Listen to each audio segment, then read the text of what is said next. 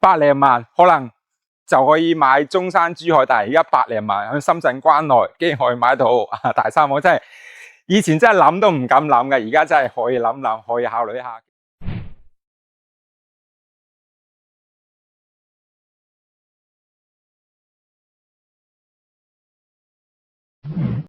Hello， 大家好啊，我係俊仔啊。咁之前好多香港朋友咧都會問到一個問題，喂，俊仔有冇啲百零萬喺呢個深圳關內嘅啲大三房啊，大裝修㗎，要係複式啊，最好就4米半層高啊，樓下最後咧就有埋呢個地鐵啦，返口岸要夠近啊，有商場，咁環境咧要夠靚。當住我聽到呢啲問題，放喺以前深圳咧，可能真係呢啲問題真係有啲離譜。但係而家咧就係即係都比較合理、比較正常嘅，因為我今日都過咗我哋呢個樓盤。咁呢個樓盤咧叫做中通永安大廈嘅，咁啲樓盤咧就134萬到，大裝修就已經係有一個三房噶啦。咁你會睇到啦，樓下呢度咧都會有呢個地鐵站噶啦，所以佢呢度翻到去呢個口岸都係7個站就翻到去10零分鐘，所以你過關翻去香港都會比較近嘅啦。咁如果你話遲啲嗰個沙頭角開通咗嘅話，就3個站會更加之近。你可以睇睇對面咧就係嗰個樓盤啦，你睇到其實好靚噶，俾咁多面山咁樣圍繞住，所以你住起身咧亦都會比較舒服嘅。咁我而家就測試一下過去需要幾耐嘅時間啦。啱好紅綠燈，啱好。咁同大家講下，其實而家呢啲樓盤即係百零萬可能就可以買中山、珠海，但係而家百零萬喺深圳關內竟然可以買到大三房，真係以前真係諗都唔敢諗嘅，而家真係可以諗諗，可以考慮一下。跟住因為呢個鹽田板塊咧，同大家講下會更加適合退休養老住。點解？因為羅湖或者係福田嗰啲地方嘅話，佢個節奏相對嚟講會比較快啲。我哋香港節奏都咁快咧，你退休養老住仲住得咁快嘅節奏喺嗰度咩？係咪先？肯定唔會噶啦。咁住翻啲環境咁靚嘅地方住起身，空氣都清新啲係咪？咁有人會問到，喂，鹽田板塊，喂，係咪好偏僻啊？其實咧以前係，但係而家咧就唔係噶啦，已經係發展起身噶，都會比較成熟噶啦。咩商業住宅公寓呢啲行政配套已經全部都係會比較完善噶啦。你會睇到出行嘅話，坐地鐵就搞掂噶啦。咁6樓都會有啲大型嘅商場，所以啲衣食住行又有公園，散步又冇問題，又望住得咁靚，睇藍天白雲呢啲感覺，咪退休住嗰啲感覺咯。喺呢度住真係嘆世界嗰啲感覺咯。咁我哋唔講咁多啦，一齊過去樓盤睇睇。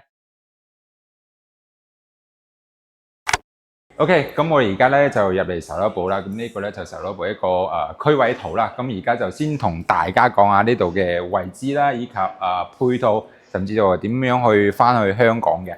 咁項目名咧係叫做呢個中通永安大廈嘅。咁佢位於咧就係呢個鹽田嘅板塊。其實鹽田即係好多人嘅認知就係呢個貨運為主嘅。其實咧而家鹽田咧都係發展得比較成熟噶啦。佢會有呢個住宅啦、商業啦、甲級寫字樓啦、公寓啦等等嘅。你可以睇到咧，佢啲都會比較成熟比較繁華嘅。其實鹽田咧，同大家講下，會更加適合退休養老，因為佢節奏會比較慢啲佢唔似得呢個羅湖啦，以及呢個福田啦嗰邊嘅話，佢節奏會更加之快。喺呢度退休養老住咧會更加舒服嘅。咁再睇翻呢個區位啦，啱啱亦都講到啦，呢個項目咧叫做中通永安大廈，位於呢個鹽田最中心嘅一個板塊嚟嘅。咁你會睇翻佢會俾呢個梧桐山咁樣去包圍住嘅，所以你喺呢度住，佢嗰個居住環境空氣質量亦都會比較高嘅啦。咁再睇翻呢個中通永安大廈，佢亦都會有呢個地鐵站嘅，距離地鐵站咧就800米，佢一共咧會有2個。第一個咧會睇翻呢個深外呢個地鐵站啦，以及呢個鹽田啲地鐵站。咁佢咧就係夾喺中間嗰度嘅啫。咁你行兩邊嘅地鐵站都係800米，大概時間咧我就啱啱行咗下，大概都係10分鐘嘅時間。咁如果你又翻去口岸，即係點樣翻香港？以前咧就可以3個站就到呢個口岸，就到呢個沙頭角口岸。但係而家封咗啦，唔係封咗，係因為進行升級喺度。咁預計咧就明年先可以開翻。咁目前如果你又翻去口岸嘅話，就坐7個站就到呢個蓮塘口岸。7個站嘅話，大概時間我計咗計，大概就18分鐘。所以你通關翻到去香港，講緊都係30分內就搞得掂㗎啦。咁呢度咧就係點樣去翻香港啦。咁再講翻佢周邊嘅一個商業嘅配套。咁佢樓下咧，佢會有一啲嘅底商都已經係有部分已經係開業㗎啦。咁如果係大型一啲嘅 supermarket 咧，就係呢個憑廣達呢個4季商業㗎啦。咁大概都係800米左右就去得到，行路都係行幾分鐘嘅時間嘅啫。咁直線距離咧，可以睇到直線距離咧，仲會望翻呢個海景嘅，即係都會望翻山景啊，亦都會望少少海景，都冇問題嘅。咁如果有啲香港朋友仔中意食海鮮嘅話，咁可以搭車又得自己揸車去翻呢個鹽田嘅一個海鮮街。咁呢啲海鮮咧都會相對嚟講會比較平。所以點解我話呢個區域適合養老嘅原因就係呢個舒服、環境靚，而且配套又成熟，翻香港又方便。咁佢個區域位置咧就大概講到呢度先啦，先到嗰邊再講下呢個沙盤。咁我而家咧就嚟到呢個項目嗰個沙盤嗰度啦。咁同大家講下呢個中通永安大廈呢個項目，佢佔地咧去到12,000方嘅。咁佢建築面積咧去到接近10萬平方。咁佢由呢個商鋪啦、空中花園啦、A 棟、B 棟咁樣去組成嘅。咁我而家嘅位置咧就喺呢度嘅。咁呢個1樓嘅商鋪咧，佢有部分咧已經係入住咗噶啦。咁2樓咧會做翻呢個空中花園嘅。咁大家咧呢個空中花園同大家講係做好晒嘅。咁入邊又會有啲咩設施咧？佢有呢個健身房啦，以及呢個空中花園啦，以及呢個游泳池嘅，呢啲全部都係起好晒。我哋諗諗，響深圳呢個大城市、一線城市，帶空中花園、帶園林嗰啲小區真係少之又少。呢啲環境住起身係特別舒服嘅。咁再講翻呢個 A 棟呢度咧，就目前未發售嘅。咁我而家賣緊咧就 B 棟呢度。咁 B 棟呢度咧，佢基本上都係賣到7、7、8、8㗎啦。佢嘅入住率亦都係比較高。唔記得同大家講啊，呢度咧係現樓現證嚟嘅，所以咧係完完全全咧冇一個風險嘅。咁佢目前咧在售嘅面積咧有呢個37方啦、51方啦，以及呢個64方、91方嘅。咁呢個屋苑咧都係民水民電，並且係通埋天然氣嘅，帶呢個陽台以及呢個獨立嘅廚房，所以呢啲戶型住起身比較舒服。重點嘅係層高足去到4.5米，4.5米嘅一個 loft 咧，可以咁樣去形容吧，即係有一種叫做小別墅嗰啲感覺。因為你退休養老，你翻嚟住，無非都係要住得舒服啫，係咪先？其實呢啲戶型咧會比較適合嘅。我建議咧就係呢個51方嘅，51方嘅咧會做到呢個大3房，而且2個洗手間嘅。咁你要諗諗，51方目前在售嘅價錢大概去到130萬到，如果係包埋裝修嘅話，大概係去到140萬。佢裝修咧一共會有2個方嘅，第一個方咧就12萬，第二個方咧就15萬8。咁因應翻個人嘅需求咧而去揀啦，或者係咁樣咧，我而家就帶大家上去睇下呢個實地嘅樣板間啦。嗱，咁上到嚟啦，咁首先咧先睇下呢度嘅實體一個景觀先。咁而家咧喺呢個14樓個位置，你睇到望出去咧視野咧都係會比較舒服嘅。佢樓下咧就呢個空中花園啦，以及呢個你睇下呢度個游泳池啦都會有嘅。對面呢度咧就呢個地鐵嚟㗎啦。咁你可以睇到嘅嘢都係實景樓嚟嘅，所以你想比如話你想買13樓嘅就去13樓睇就得㗎啦，14樓就去14樓睇就得㗎啦。因為呢度嘅樓層咧係複式嘅，所以佢會比正常嘅樓層，譬如呢個14樓等同於人哋嘅17、8樓，就會更加之高嘅。咁再入份嚟睇下呢度啦，呢度咧就會做翻間51方，組3房2廳2個衛生間嘅，你可以感受一下呢度嘅層高。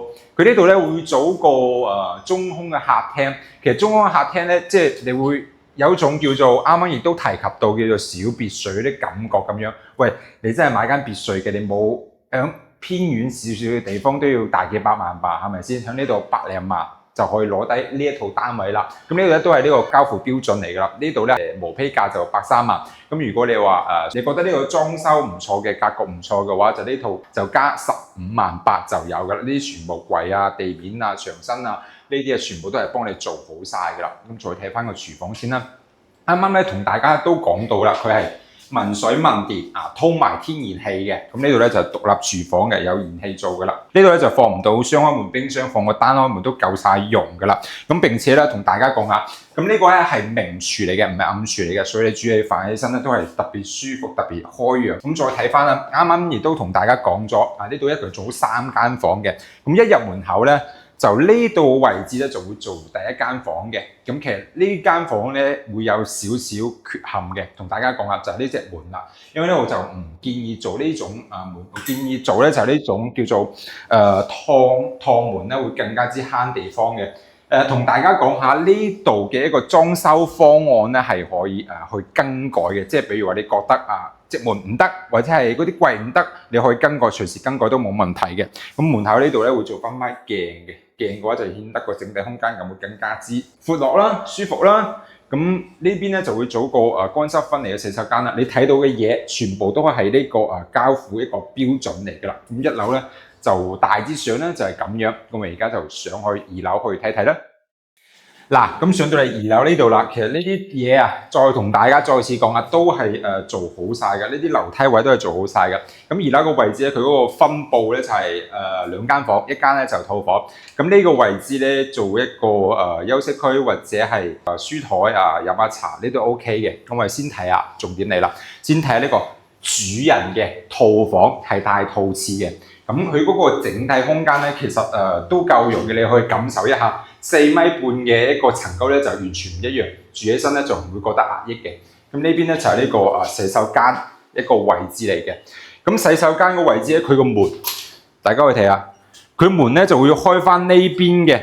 咁如果你話隻門想開翻出邊都 OK 嘅，即係你可以改啦。如果係開翻出邊嘅話，呢個洗手間咧就變咗公用噶啦，因為通往隔離嗰間房同一齊共用，我就唔建議大家咁樣去做。好似咁樣佢嘅設計咧會更加之好。咁如果話覺得呢間房仲細嘅話，可以將呢度都封埋佢，就顯得成間房咧會更加之大，即係睇你嘅需求咯。如果仲係細嘅話，將呢間房都封埋佢，即係等同於2樓成層2樓都做呢個主人套房，咁樣嘅話，哇，住起身真係舒服到不得了啊！咁呢邊咧就做翻間細房啦，並且係帶窗嘅。呢間細房其實 OK 嘅，夠用啦，只可以講夠用。我就建議，如果係中意嘆嘅、中意享受嘅朋友，成層做主人房會更加之舒服。咁我而家呢一間咧就51方嘅，咁我而家就過去隔離睇下，另外一間37方嘅。咁而家就過去37方去睇下先。咁呢度咧就係佢一個交付標準嚟嘅。其實你可以感受下呢個過道咧，佢足足去到2米嘅。咁平時啲過道咧大概都係1.5米，去到盡都係1.8米嘅，所以呢度嘅過道咧會特別之闊落嘅。咁你再睇下係咪有啲凌亂啊？其實咧呢一排過去咧已經係全部都係賣晒嘅，呢啲全部都係搞緊裝修喺度，所以咧相對嚟講會凌亂少少。咁而家就入嚟呢間37方去睇睇啦。37方咧佢係做咗2房嘅。咁一入門口咧就呢個廚房嘅位置啦。其實佢廚房位置咧會做咗一個開放式嘅。咁你可以睇下呢個37方，我個人咧就覺得麻麻地，咁睇翻呢度咧就會做翻個洗手間嘅乾濕分離嘅洗手間。佢呢個洗手間其實有樣嘢真係，我覺得唔係幾合理啲啊！喂，隻門咁樣開，你估下個廁所喺邊度？響後邊咁樣先至過嚟，有啲尷尬。有陣時候你睇下咁樣個位置，即係會比較逼。如果你將呢隻門做一個趟門嘅話，會相對嚟講會比較好啲。因為咁樣嘅話，其實真係唔係幾合理嘅。我個人覺得，就如果係中意呢種戶型，我建議就做翻個趟門啦。咁呢啲櫃位呢個都係做好晒㗎，做一個儲物櫃咯。呢啲櫃都係做好晒俾你㗎。咁呢套單位咧，先同大家報下價錢啦。佢大概就係81萬左右81萬左右，加埋裝修係咯，81萬出啲就搞得掂㗎，就嗰度落嚟。咁隔離嗰一間咧就去84萬，相差嘅話大概30萬左右，包裝修。咁呢度咧就呢個客廳一個位置嚟㗎。佢呢度咧仲有一樣嘢，我覺得個人覺得麻麻地嘅，因為佢為咗做2房，所以佢全部都係封晒嘅，所以你會感覺得到相對嚟講冇啱啱嗰個咁舒服嘅。咁個人就覺得可以咧喺因應翻每個人嘅喜好唔一樣咧，咁再睇翻個露台位置，咁呢個都係實景嚟㗎啦。咁而家係響14樓，你望出去嘅視野都係會比較開揚、比較舒服。樓下就空中花園啊嗰啲都係做好晒㗎啦。咁呢個露台位置咧都係比較大，即係放個洗手機、晾下衫都係夠晒用㗎啦。咁1樓就大概咁樣嘅分佈啦。咁我而家就上去2樓睇睇。嗱，咁上到嚟2樓呢個位置，2樓嘅佈局咧共就係2間房，咁中間咧就係一個過渡位啦。我覺得佢唔合理嘅地方咧係咩？佢成層風嘅話，佢自起身就冇咁舒服。雖然價錢係會平啲，如果你要住嘅話，我就建議呢度咧就唔好封佢啦，即係留翻個叫做中空客廳啦。如果你留咗個中空客廳嘅話，你會有一種叫做小別墅嘅感覺。咁呢一邊成排落去咧，會做翻間房，間房又大啲，你住又住得舒服啲。咁你可以先感受一下每一間房嘅一個空間感。其實空間感OK 嘅，即係唔會話十分之大咯，但係都夠晒用、夠晒住㗎啦。咁嗰間房咧會相對嚟講更加方正啲，並且咧會大窗。住起身咧會更加之開揚，更加之舒服嘅。呢間房咧就會更加之方方正正，啱啱嗰度咧就冇咁方正嘅。咁佢採光咧亦都 OK 嘅。攝影師過嚟可以感受一下呢度嘅採光啊！嗱，樓下嗰啲空中花園你睇到未啊？都係完全做好晒㗎。咁呢度你會睇到對面咧已經係有部分咧已經係入住咗響度㗎啦。係啊，所以呢度咧係現樓現值，所以你買翻嚟咧即係冇任何風險㗎啦，已經即係你搞掂晒手續咧，可以即刻搬過嚟住。咁好似呢度單位咁樣，37方嘅總價包裝修大概係101萬到。咁你會揀51方嗰隻啊，51方嗰隻咧就大概係104萬。咁呢隻咧就101萬，你會揀51方啊，定係37方咧？評論區話我知啦。